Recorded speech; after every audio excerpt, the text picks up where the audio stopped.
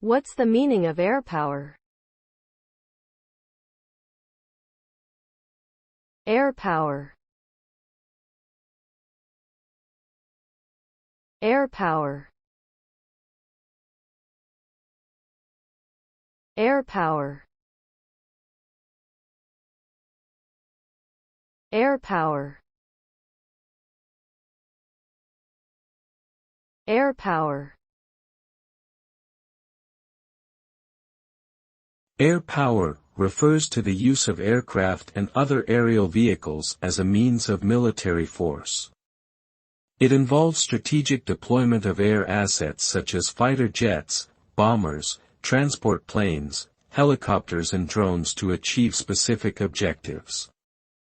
Air power can be used to gain air superiority, provide close air support, conduct reconnaissance, and deliver supplies.